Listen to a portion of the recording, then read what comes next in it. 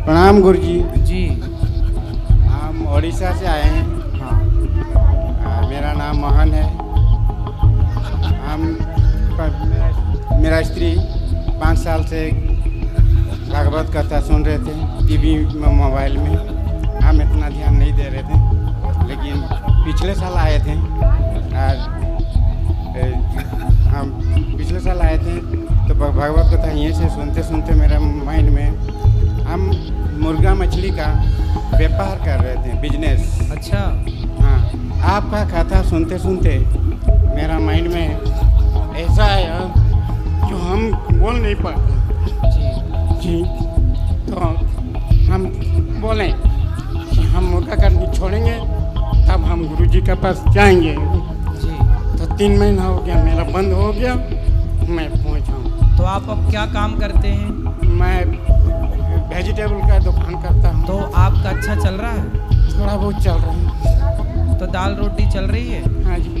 तो पहले ज़्यादा पैसा कमाते थे कि अब ज़्यादा कमाते हैं? नहीं, पहले ज़्यादा 20,000 तक कमा लेते थे। अब ऐसे 8,000 10,000 तक। हाँ, तो अभी धीरे धीरे ये बढ़ेगा ना। आपने अभी महीने 2 महीने से शुरू किया होगा। हाँ जी। तो धीरे धीरे ये बढ़ेगा। अच्छा। ठीक है। और आप 20,000 पहले कमाते थे तो अब 50,000 भी कमाओगे। हाँ जी, आपका आशीर्वाद। मेरा पंडित जी भी जिस मंदिर में पूजा करते हैं उसको भी बुलाएं। देखें, सही है। एकादशी भी मानते हूँ। बिल्कुल। आपका कथा सुन के मेरा बहुत परिवर्तन हुआ। देखो कितना बड़ा परिवर्तन है ना। कि इनके खुद के मुर्गा की दुकान थी, लेकिन उन्होंने मछली का दुकान भी थी। मछली की दुकान थी, लेकिन उन्होंने कथा सुनने के बाद मछली मुर्गा की दुकान बंद की और साग सब्जी की दुकान स्टार्ट कर। सर नहीं पाप ना हो। नहीं भी बंद हो सकता, लेकिन हम बोल देते हैं जो गुरुजी के पास जाएंगे तो हम मुर्गा काटने छोड़ेंगे। तो मेरा बुखार हो गया 1 महीना तक। मैं दुकान भी मेरा बंद हो गया। बंद होने के बाद आज करने का इच्छा नहीं हुआ जी। तो हम सोचे कि भगवान का ही दुआ था। बिल्कुल। देखो, जो व्यक्ति अपने को बदल सकता है ना, हाँ जी, वो सब कुछ कर सकता है। आप बहुत अच्छे हैं कि आपने अपने बुरे कार्य को त्याग कर देखो साग सब्जी बेच रहे हैं। अच्छा है, कम से कम आपके द्वारा किसी की जान तो नहीं जा रही है। नहीं गुरुजी। देखो, चलो मुर्गा खाने वाले तो खा रहे हैं, बेचने वाले बेच रहे हैं, लेकिन कभी किसी ने उस मुर्गे से पूछा क्यों, तू क्या चाहता है? बेचारा वो पिंजरे के अंदर होता, ना उसे कोई पानी देता, ना उसे कोई खाने को देता। बेचारा, उसकी भी तो धड़कन है, उसकी भी तो जान है। वो भी एक पक्षी है आकाश में उड़ता हुआ, लेकिन आदमी अपने स्वाद के लिए उस जीव की हत्या करता है। यदि वो मुर्गा बोलता होता, उसके शब्द होते, तो क्या वो ये ना बोलता कि भैया मेरा क्या अपराध है, मुझे क्यों खा रहे हो? आपके पास साग सब्जी है, वो खा लो। पर वो बोल नहीं पाता। उसकी आंखें देखी, बेचारा रोता रहता। उसके कभी गौर से देखा आपने? आंखों से बिल्कुल आंसू टपकते रहते। बोल नहीं पाता, पर दर्द तो उसे भी होता होगा, नहीं होता हो? मछली को आप पकड़ते हैं, छोटा सा मुंह होता है उसका, ऐसे ऐसे मुंह खोलती है, ऐसे ऐसे। क्यों खोलती है? पानी से निकल के वो तड़प रही है, पर वो बता नहीं सकती ना। बेचारी गूंगी है, बेचारी बोल नहीं सकती, लेकिन दर्द तो उसे होता होगा ना। उसका छोटा सा मुंह ऐसे नहीं खोलती, फिर बंद करती, फिर खोलती। ये जीव जंतु भी, ये इंसान इतना निर्दयी ना बने कि अपने स्वाद के लिए जीव जंतु की हत्या करने पे तुल जाए। मेरे पास खाने को साग सब्जियां भरपूर है, मैं क्यों ना वो खाऊं? क्यों मैं मछली खाऊं? क्यों मैं मुर्गा खाऊं? मैं उस मुर्गे को दाना डालूं, मैं उस मछली को पानी में रखूं, मैं उसे जीवन दूं, मैं उसका जीवन ना छीनूं। मैं बचपन में गाय चराता था, तो मैं एक नदी के किनारे गाय चराने जाता था। हमारे गांव में एक छोटी सी नदी है, तो वहाँ पे ना एक आदमी आता था, वो जाल बिछा के मछलियों को पकड़ता था। तो वो एक इतना बड़ा उसका बर्तन था, वो सारी मछलियों को उसमें डाल लेता था, और वो डाल के ना किसी काम में लग जाता था। तो मैं वहाँ रहता था, तो बहुत सारी मछलियों को मैं जल्दी जल्दी उठा के ना पानी में फेंक देता था। पूरी तो नहीं फेंक सकता था, पूरी फेंकूँ तो वो मेरे को मारने लग जाए। लेकिन मैं छोटा था उस समय, पर मैं उन मछलियों को जब तड़पते देखूं तो मैं तुरंत उनको पानी फेंक देता था। तो मैं किसी की देखो जान बचाऊं, मैं किसी की जान लूं क्यों? शायद वो मछलियों की दुआ लग गई मुझे कि मैं आज आप लोगों की सेवा कर पा रहा हूँ।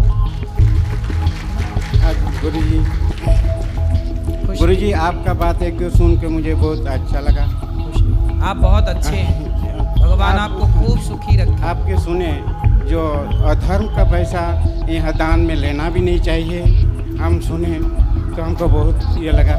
हम पिछले साल आए थे, 1100 रुपया संत के लिए दान दिए थे।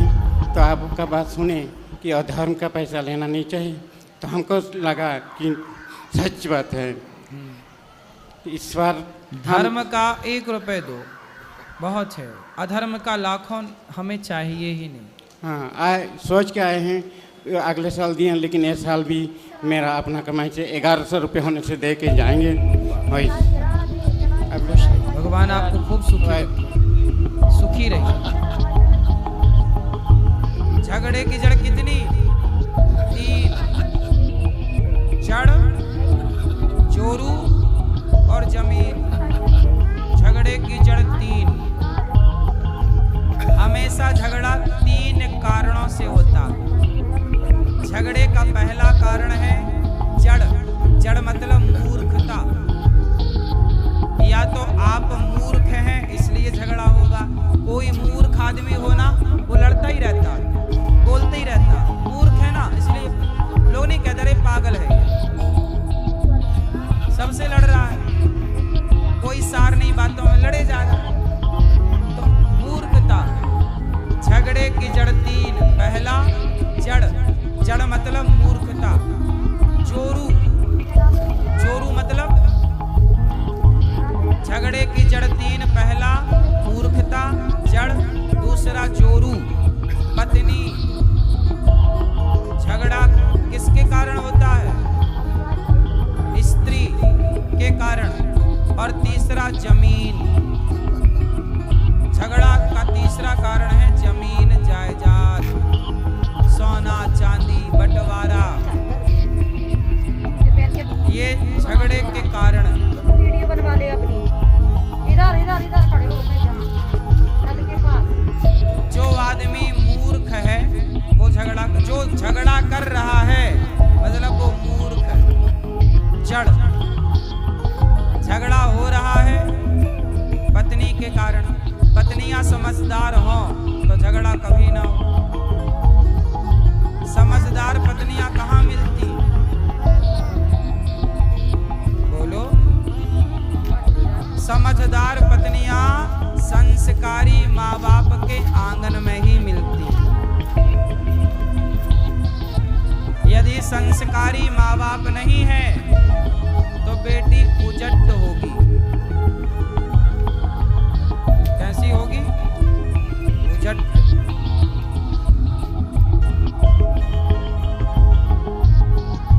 बेटियां यदि बिगड़ती हैं तो गलती किसकी होती है? बेटियों की कि बेटी के माँ बाप की? इसलिए आपकी बेटी है मतलब आपकी जिम्मेदारी ज्यादा, क्योंकि आपकी बेटी बहू बनके किसी घर में जाएगी तो उस घर में वो वहाँ का वातावरण अच्छा रखे। इसके लिए आपको बेहतर संस्कार देने होंगे। लड़कियां बहुएं बिगड़ती हैं इसलिए क्योंकि माँ बाप ने संस्कार बढ़िया नहीं दिए। और ये बात कह दो बहू से कि तेरे बाप ने, तेरी माँ ने ठीक संस्कार नहीं दिए तो उसे बुराई लग जाती है। हमें ऐसा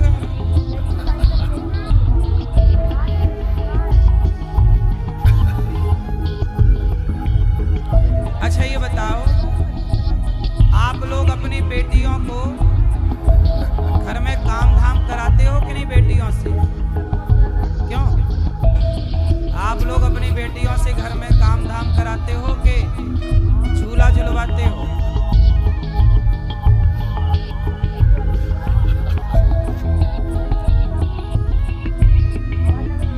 आजकल के माँ बाप केवल पढ़वाते हैं बेटियों को, पढ़ो पढ़ो कलेक्टर बनना है। वो कलेक्टर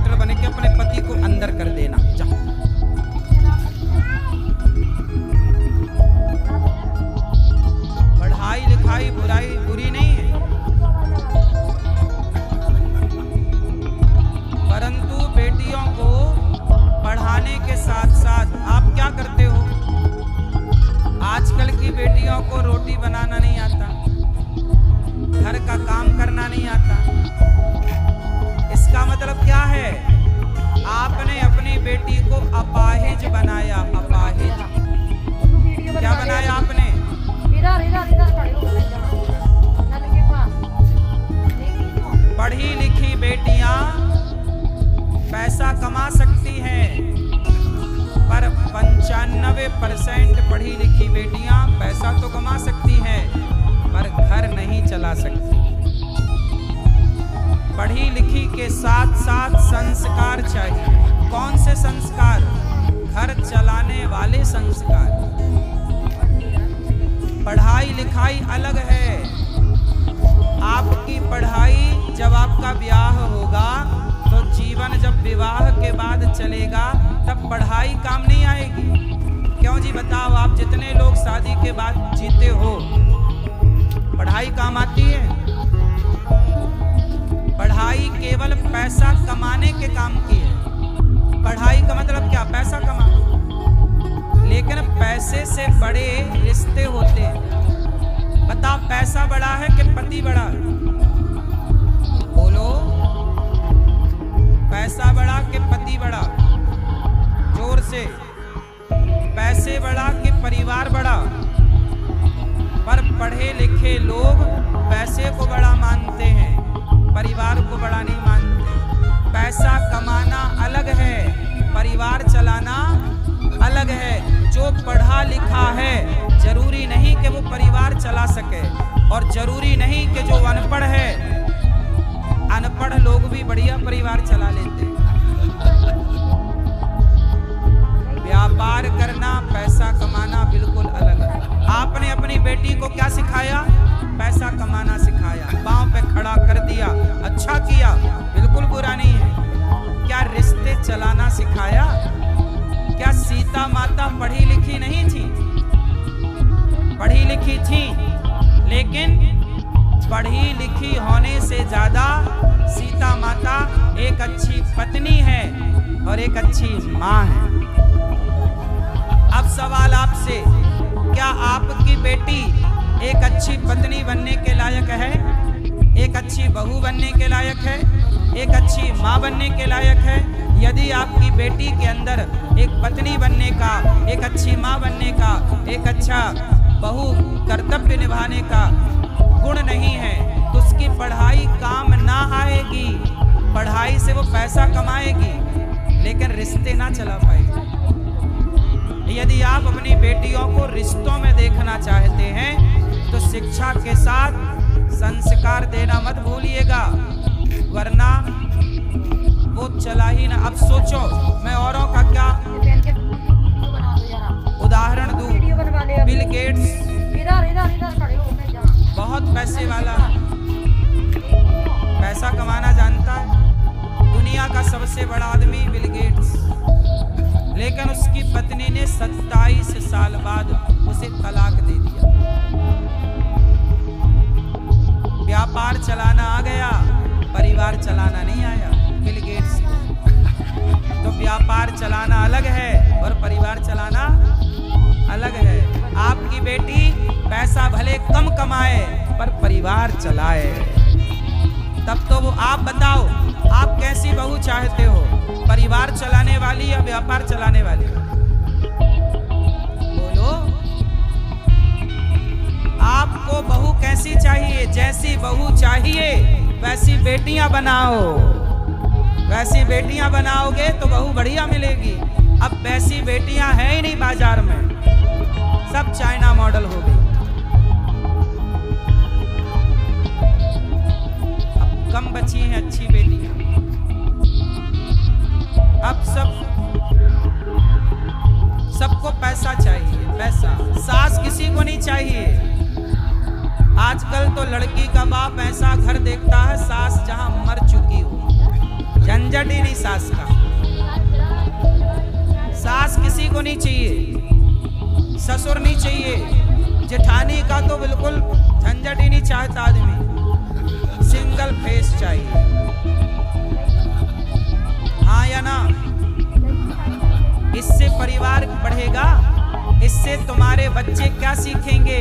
अरे बच्चों के लिए जितना माँ बाप का प्यार जरूरी है, उससे ज्यादा दादा दादी का प्यार जरूरी है। आप समझते हो मेरी बात तो समझ लो, नहीं समझते तो नहीं ही समझते, फिर समझाए कौन? आज की जनरेशन को सास ससुर नहीं चाहिए। ये बात सही है कि गलत है? क्यों? क्योंकि आज की जनरेशन शिक्षित है, संस्कारी नहीं।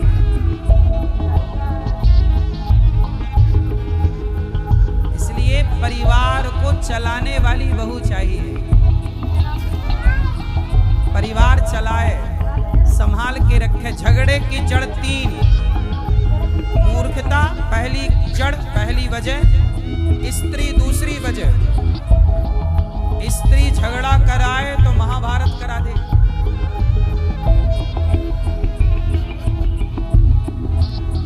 भाई भाई में झगड़ा कभी नहीं होता। अक्सर आपने देखा होगा दोनों भाई प्यार से थे, पर विवाह हुआ तो झगड़ा चालू। सवाल खड़ा हुआ कि विवाह के पहले तो दोनों भाई एक थाली पर खाते थे, एक बिस्तर पर सोते थे। अब विवाह के बाद क्या हो गया कि दोनों में फूट पड़ गई। तो आप अपनी बेटियों को ऐसे बनाओ कि वो घर तोड़ने वाली ना हो, घर जोड़ने वाली। क्योंकि जब आपकी बेटी घर जोड़ेगी तो आपके घर में भी जो बहू किसी की बेटी है वो भी आपके घर को जोड़ के रखेगी। सब घर जुड़ के रहेंगे, वरना टूटते टूटते तो आदमी खत्म। नारी लक्ष्मी है।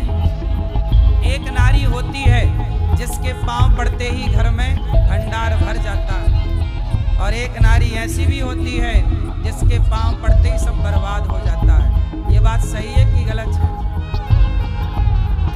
इसलिए नारी लक्ष्मी भी है और नारी अलक्ष्मी भी है। बोलो हाँ।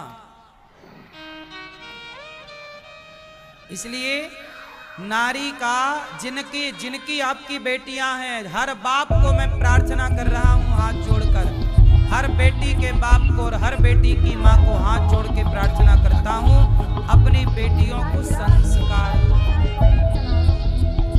आज के इस 21वीं सदी में लड़के खराब नहीं हैं, है ना? हम ये नहीं कहते कि कुछ खराब नहीं, बहुत खराब भी है। बहुत सारे पुरुष भी अपनी पत्नियों को मार मार के कुकर में पका लेते हैं। तो पुरुष भी पका रहे हैं पत्नियों को कुकर में, ये भी केस समाज में है। हम ये नहीं कहते कि पुरुष पक्ष गलत नहीं है, पुरुष भी गलत है, स्त्री पक्ष भी गलत है। दोनों को सुधार की जरूरत है, और दोनों में सुधार हो सकता है यदि माता पिता एक्शन लें। तो हर बेटी का बाप और हर बेटे का बाप, आप अपने बेटा हो या बेटी, दोनों को संस्कारवान बना दो, फिर देखो कि उनका जीवन कितना सुखमय बीतता। जिम्मेदारी पुरुषों से ज्यादा स्त्रियों की है या नहीं? चलो बताओ, पुरुष का जिम्मेदार होना जरूरी है, ये बात सही है, पर पुरुष से कम या पुरुष से ज्यादा? बताओ, स्त्री का जिम्मेदार होना कितना जरूरी है, पुरुष से कम कि ज्यादा? बोलो बोलो बोलो। क्यों? क्यों? क्योंकि स्त्री वीडियो बनवा ले अपनी। इधर इधर इधर खड़े हो। 5-10 साल तक तो बच्चा अपने बाप को समझता ही नहीं। 5-10 साल तो हर बच्चा, लड़की और लड़का, हर बच्चा अपनी माँ को ज्यादा समझता है। ये बात सही है कि गलत है? जब मैं भी छोटा था तो मैं भी ज्यादा माँ के पास रहता था। आप भी जब छोटे थे तो ज्यादा किसके पास थे? चलो बताओ, आप लोग बाप के पास ज्यादा रहते हैं छोटे में कि माँ के पास? बोलो बोलो, किसके पास? फिर बच्चे सबसे ज्यादा माँ के पास होते हैं। बाप कम होते हैं। बाप काम पे चला जाता है, बच्चों को खिलाती है माँ, सुलाती है माँ, जगाती है माँ, पढ़ने के लिए तैयार करती है माँ, पढ़कर आए तो ड्रेस उतारती है माँ। अधिकांश समय माँ रहती है बच्चे के पास, इसलिए माँ का समझदार होना बहुत जरूरी है। यदि माँ मतलब नारी, नारी मतलब स्त्री, यदि माँ समझदार है तो वो बच्चों के साथ खेल खेल में वो संस्कार के बीज बो देगी। आजकल गलती कहाँ हो गई कि माँ समझदार नहीं, इसलिए बच्चे समझदार नहीं बने। इसका उदाहरण सुनो, शिवाजी, इतिहास पे टटोलो। शिवाजी की माँ का नाम है, वीर शिवाजी की माँ का नाम है जीजाबाई। बोलो हाँ, शिवाजी की माँ का नाम क्या? जीजाबाई ने शिवाजी को बचपन में, पढ़ लेना इतिहास, बचपन में खेल खेल में शिवाजी को संस्कारवान बना दिया। बोलो हाँ कि ना? बच्चे को संस्कार कौन देगा? बाप तो देगा, देना ही चाहिए। पर अभी तुम्हारी बात सुनता है बच्चा? बताओ, बचपन में बच्चा ज्यादा किसकी बात सुनता है? एक टाइम बाद आता है, आप कहती हो महाराज हमारा बेटा सुनता नहीं। जब सुनता था तब क्या सुनाया तुमने? जॉनी जॉनी यस पापा, क्या सुनाया? जब सुनता था तब तुमने गीता क्यों नहीं सुनाई? जब तुम्हारा बच्चा तुम्हारी सुनता था तब तुमने रामचरितमानस क्यों नहीं सुनाई? जब तुम्हारा बच्चा सुनता था तब तुमने उसे संस्कार क्यों नहीं दिए? तब क्यों नहीं तुमने उसे वश में किया? क्यों हाथ से जाने दिया? अब तुम रोती हो कि बेटा सुनता नहीं है। एक टाइम था ना कि बच्चा सुनता था, सबको लात मार के तुम्हारी गोद में आता था तुम्हारा बच्चा, तुम्हारे बिना सोता नहीं था तुम्हारा बेटा, तुम्हारे बिना रहता नहीं था तुम्हारा बेटा। जब तुम्हारा बेटा तुम्हारी गोद में था तब तुम क्या कर रही थी? मोबाइल पकड़ा रही थी ना बेटे को, ले बेटा खेल। तुमने माता का कर्तव्य पूरा नहीं किया, इसलिए तुम्हें बुढ़ापे में रोना पड़ेगा। तैयार रहो आंसू बहाने के लिए। तुम्हारा दुख, तुम्हारे दुख का कारण कौन? तुम्हारा बेटा तुम्हारी सुनता है, छोटा है, 5 साल का है, तुम्हारी सुन रहा है। नहीं सुनता तो थप्पड़ मारो, सुनवाओ। जैसे माने वैसे मनवाओ, लड्डू से माने लड्डू से, थप्पड़ से मारे थप्पड़ से मनवाओ और सही रास्ते पर लाओ। तुम्हारा बेटा गलत लोगों के बीच में बैठने लग गया, क्यों नहीं रोका? शराबियों की संगति करने लग गया, क्यों नहीं रोका? गंजेड़ियों की संगति, तुम्हारी बेटी तुम्हारा बेटा मोबाइल पे बात कर रहा है, क्यों नहीं तुमने जानने की कोशिश की कि किससे बात कर रहा है या कर रही है?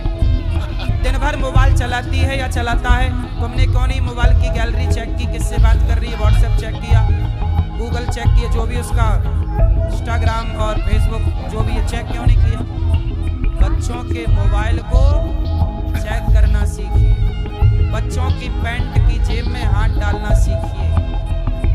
क्या है बच्चों के जेब में? क्या है बच्चों के बैग में? क्या है बच्चों के मस्तिष्क में? क्या चल रहा है? 10 साल का बच्चा हो गया, सावधान हो जाइए, माँ बाप की जिम्मेदारी ज्यादा। बच्चा 10 साल का हो गया, 12 साल का हो गया और जिम्मेदार हो जाइए, 15 साल का हो गया और जिम्मेदार हो जाइए। आप लोग अपनी गलती तो देखते नहीं, रोते हैं मेरा बेटा बिगड़ गया, बेटा नहीं सुनता महाराज, बेटी सुनती नहीं है। ये सब तुम्हारी मूर्खता और कुछ नहीं। कोई भी बच्चा एक दिन में कभी नहीं बिगड़ता, सालों तक उसे कुसंग मिलता है, गलत संगति मिलती है, तब जाके वो बिगड़ता है। उसे बीच में रोका क्यों नहीं? कैंसर है पता पहले ही लग जाए तो सुधारा जा सकता है, और आखिरी में पता लगा कि कैंसर है तो नहीं सुधारा जा सकता। ऐसे बच्चे बिगड़ रहे हैं, ये पहले ही पता लग जाए तो सुधारा जा सकता, पर बिगड़ गए अब नहीं सुधारा जा सकता। क्यों जी, बात सही है कि गलत है? इसलिए कहता हूं कि संस्कार देने में तनिक भी लापरवाही नहीं। माँ बाप का परम कर्तव्य है कि बेटा बेटी के पीछे बिल्कुल लगे रहो। आप स्वतंत्र हो जाते हैं, अरे अब बेटा कौन देखे।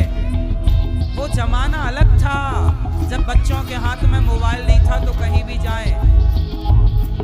आजकल बच्चों के हाथ में मोबाइल होना जानते हो, जरा 1 घंटे का टाइम उन्हें अलग से मिल गया तो वो मोबाइल पे क्या देखने लग जाएंगे तुम्हें पता ही नहीं लगेगा।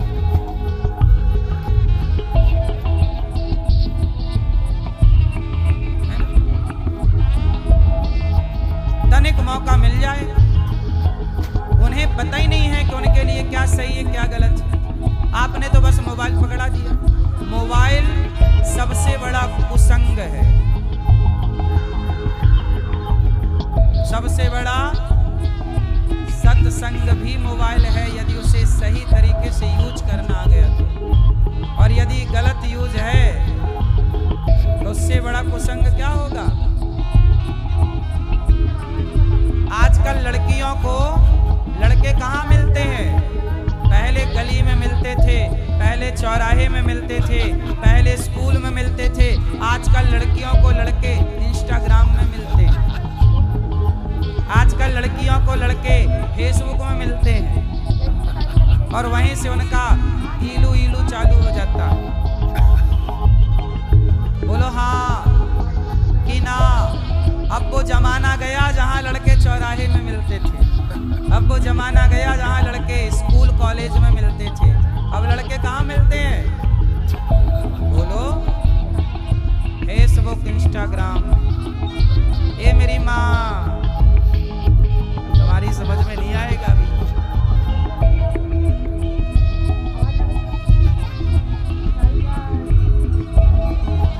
समझ सको तो समझो दिलवर जानी, हाँ फिर भी दिल है हिंदुस्तानी।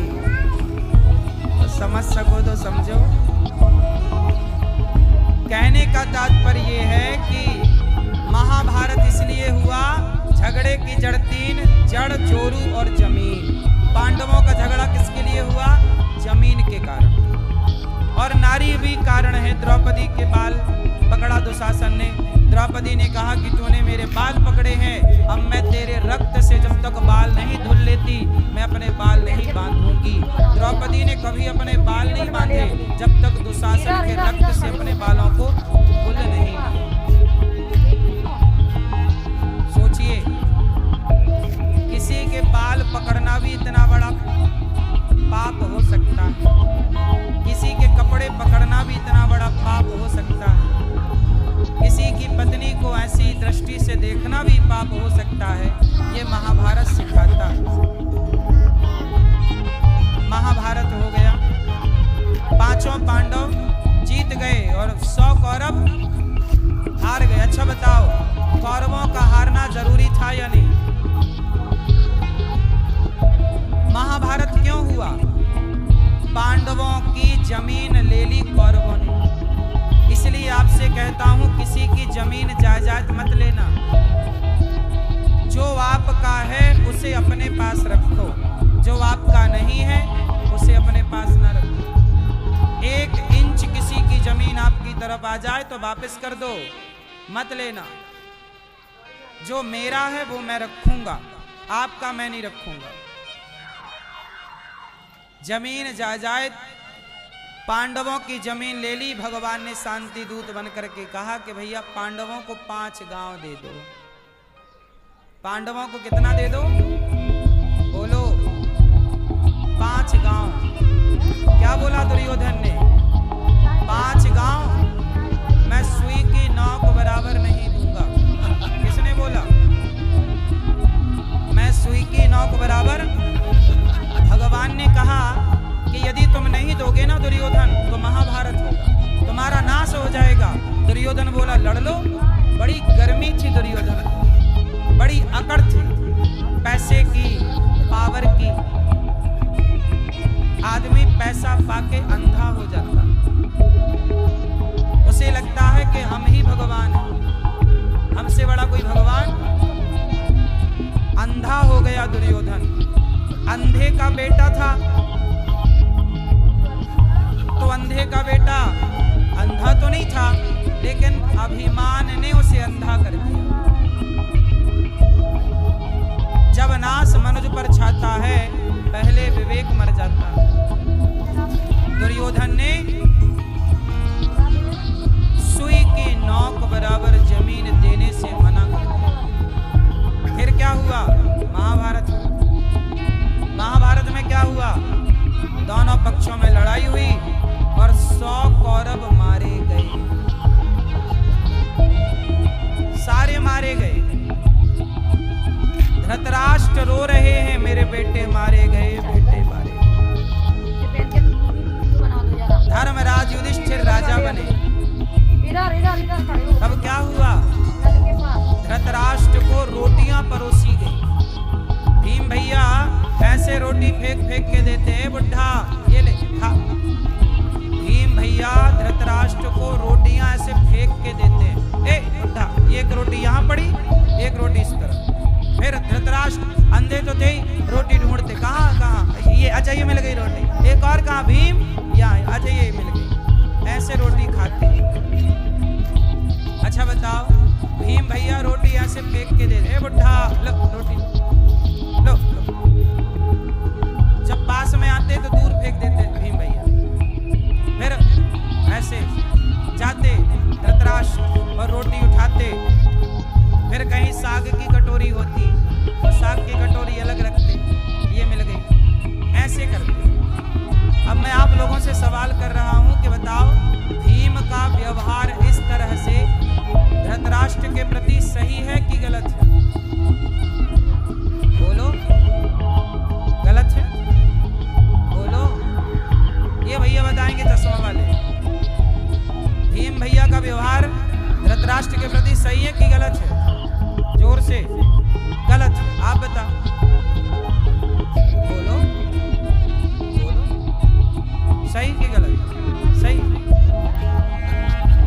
क्या है? गलत है ना? आप बता। गलत है। आपको बहुत दया आ रही है ना धृतराष्ट्र पर, है ना? बहुत दयावान है आप लोग। क्या ये वही धृतराष्ट्र है जिसके सामने भरी सभा में द्रौपदी के कपड़े उतारे जा रहे थे, चिल्ला रही थी बचाओ बचाओ? ये सुने धृतराष्ट्र ने? तब बहरे थे क्या? तब पुकार रही थी ना। और ये राजा थे, क्या राजा का धर्म नहीं था कि वो न्याय करता अपनी प्रजा के साथ? तुम्हारे सामने कोई लड़की को निर्वस्त्र किया जा रहा हो और वो पुकार रही हो, तो क्या उसे बचाना नहीं चाहिए? और निर्वस्त्र करने वाला कौन था? धृतराष्ट्र का बेटा। क्या नहीं बचाना था? क्या इन्हें दया आई द्रौपदी पर? जब इन्हें दया नहीं आई तो ये भी दया के लायक है नहीं, ये इसी के योग्य है। जो दया का पात्र हो उस पर दया करो, जो दया का पात्र ना हो उस पर दया ना करना, वरना तुम्हारा नुकसान हो जाएगा। हिंदू हो, जरूरत से ज्यादा दया ना कर लेना। पृथ्वीराज चौहान ने दया करके मोहम्मद गौरी को छोड़ा, एक बार उसने पकड़ा तो एक बार भी नहीं छोड़ा। इतनी दया मत कर लेना। पृथ्वीराज चौहान ने दया की तो उनकी आंखें फोड़ दी मोहम्मद गौरी ने, और उनकी पत्नी को जिंदा जलना पड़ा था, संयोक्ता को जौहर करना पड़ा था। इतनी भी दया ना कर लेना कि तुम्हारी बहन बेटियों को जिंदा जलना पड़े। विषय की गंभीरता को ध्यान में रख के निर्णय दिया करो और लिया करो। भावनाओं में बह के नहीं। भावनाएं काम नहीं करती। बोलो हाँ। जब युद्ध होता है तब भावनाएं काम नहीं करती। अभी पाकिस्तान से युद्ध हुआ तो भावनाएं काम नहीं कर रही थी, गोला बारूद काम कर रहा था। बोलो हाँ। जैसे को वैसा। माफ उसके सिंदूर उजाड़ेंगे तो ऑपरेशन सिंदूर जरूरी था। दया जरूरी नहीं है, हर बार दया जरूरी नहीं है। क्यों? इसलिए धृतराष्ट्र इसी के लायक है। इन्होंने कौन सा भला किया बताओ? ये वही धृतराष्ट्र हैं जिन्होंने पांडवों को लाक्षागृह में बंद करके आग लगवाई। जिंदा जिंदा जलवाना चाहा था इन्होंने, तब इनके अंदर दया नहीं थी। दूसरों के बेटे को जिंदा जलाना चाहते थे, दूसरों की बहन बेटियों के कपड़े उतारना चाहते थे, भीम को जहर दे के पानी में फेंका था। यही धृतराष्ट्र तो थे ना, तब दया नहीं आई भीम पर। ये वही धृतराष्ट्र हैं जिन्होंने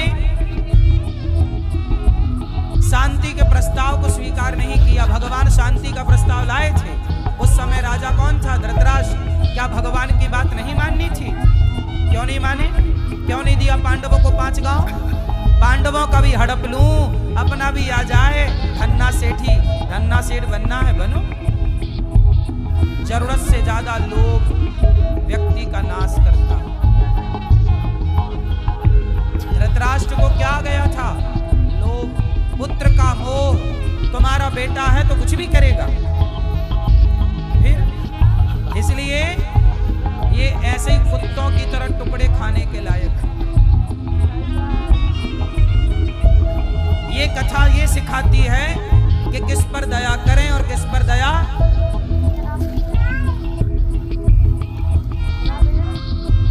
सांप का फन कुचले बिना छोड़ दोगे, वो डसेगा, फिर से डसेगा। इसलिए जहर के दांत तोड़ना जरूरी है। दुष्ट कभी अपनी दुष्टता नहीं छोड़ता। मोहम्मद गौरी को 17 बार छोड़ा था पृथ्वीराज ने, पकड़ पकड़ के। हाँ या ना? एक बार उसने पकड़ा तो एक बार मौका नहीं दिया, उसने एक बार नहीं छोड़ा। इन्होंने 17 बार छोड़ा। क्या जरूरत थी छोड़ने की? कुचल देते नालायक, तो संयोगता को जिंदा ना जलना पड़ता। तुम्हारी दया के चक्कर में तुम्हारी पत्नी जिंदा जल गई। बोलो हाँ कि ना? आप लोगों को बड़ी दया आ रही है धृतराष्ट्र पर। तुम्हारी बहू बेटियों के कपड़े उतरवाता कोई, फिर तुम दया करते तब जानते हम। इसलिए शास्त्र जो है ना दर्पण, शास्त्र जो है इतिहास क्या है? बोलो, दर्पण है।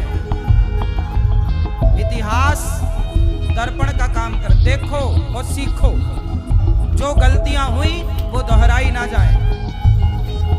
यदि दोहराई गई तो आप फिर कष्ट पाओगे। भीम भैया वही है धृतराष्ट्र है, आपको पता है। धृतराष्ट्र ने बोला महाभारत जीतने के बाद, जब पांडव जीत गए, बोले भीम मैं तुझे गले लगाना चाहता। देखो छल, ये वही धृतराष्ट्र का छल देखना। भीम को बोले आओ मैं तुझे गले लगाऊं, तब भगवान ने एक नकली भीम पकड़ा दिया, भीम का पुतला। क्या पकड़ा दिया भगवान ने? समझ गए कि धृतराष्ट्र के मन में क्या है, तब पुतला पकड़ा दिया। और जब पुतला को गले लगाया धृतराष्ट्र ने तो उसको चूर चूर कर दिया। ये भीम को गले लगाने के बहाने मारना चाहते थे। भगवान समझ गए मानसिकता और पुतले को दे दिया, पुतले को तोड़ मरोड़ के फेंक दिया। ये धृतराष्ट्र, ये वो धृतराष्ट्र हैं जिनके मन में कपट के सिवा कुछ नहीं है। तुमने कपट ना किया होता तो ये महाभारत ही तो ना होता ना। महाभारत क्यों हुआ? कपट पांडवों के भीतर तो नहीं था, कपट कौरवों के भीतर था, धृतराष्ट्र के भीतर था। इसलिए कहता हूं, भगवान कहते हैं मोहि कपट छल छिद्र न भावा। कभी कपट ना करना। कपट करने वाला व्यक्ति सदा दुखी होता। भगवान ने पांडवों का साथ दिया क्योंकि पांडवों का पक्ष निर्मल था। अर्जुन के मन में कपट नहीं था। अच्छा, कुंती माता,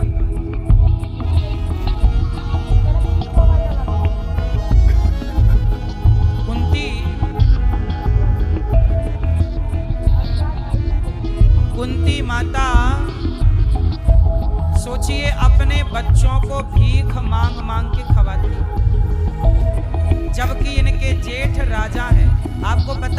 हस्तिनापुर के राजा पांडु थे, कुंती के पति। वीडियो बनवा फिर क्या हुआ?